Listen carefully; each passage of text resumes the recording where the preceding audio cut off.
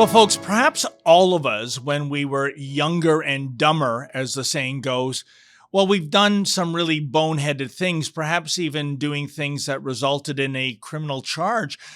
But these days, law enforcement and the justice system, they've become increasingly politicized. Case in point, my guest is the father of a 15-year-old boy. In June, this boy, along with his friend, were horsing around in East End, Toronto. They ended up stealing an item and they vandalized it. It was regretful. It was dumb. But the end result is hate crime charges for damaging an inanimate object? What gives? And joining me now is John. That's not his real name, folks. John has requested anonymity for this interview, which we have granted. First of all, welcome to the Ezra Levent Show, John. Right off the bat, do tell us what happened on that June night. There was a bunch of young boys. My son was one of them. And what they were doing is going around the neighborhood and ringing people's doorbells and running away. Juvenile behavior, not the greatest thing to do, but something I remember doing myself when I was young. There were probably 8 to a dozen boys that were participating in this. Again, all young, all, pushing each other to be tougher, smarter, braver, manlier, etc. Typical teenage adolescent behavior. Now, one of these boys, not my son, grabbed a pride flag in addition to ringing a doorbell and ran with it. And later on, apparently, that pride flag was burned, damaged. Now, the owner of that home had a security camera, and he captured the image of the boy who took the flag. The police were called, and they started to interview all the boys whose images were captured. My son was one of the boys who the police interviewed. They said to him, "Look, we know you didn't do it, and we want to just stern with you and read you the riot act. You need to be careful what you and who you associate with, and don't associate with people who get you to do dumb things." All things I agree with. The one thing that I didn't agree with was the police officer spoke with me and said that the young boy who took the flag had been charged with a hate crime. I was absolutely shocked. Now, I don't agree that this boy stole someone's property off their porch. That's wrong. And I think that them being caught for that is appropriate. I think them having some level of punishment for taking someone's property, burning it, is absolutely appropriate. But to me, a hate crime, I myself have a background of coming from a country steeped in tyranny. And in my home country, I experienced real so-called hate crimes. People would physically accost us, assault us. They defaced our property and would say things about our ethnic background in their defacement of our property. Nasty things, vile things. I'm not a fan of any of that stuff.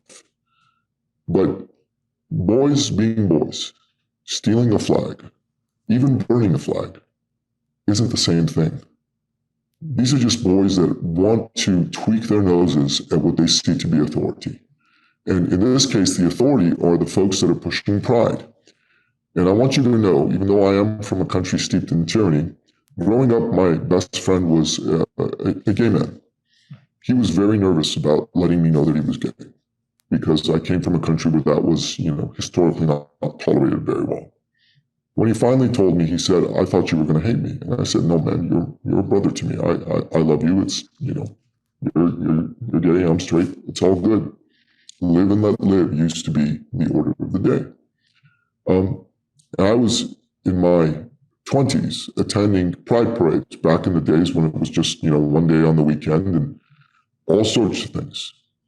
I have been somebody who has had gay people around him in his life and has treated them no different than I treat anybody else. Someone's sexual orientation, in my opinion, is none of my business. It's their business, just like my sexual orientation is none of your business. It's my business. As long as we're doing this with consenting adults, no one's getting hurt, there's not a problem. And I can tell you that my friend, who's unfortunately passed away right now, he would be appalled at what's being done to these young boys. Appalled.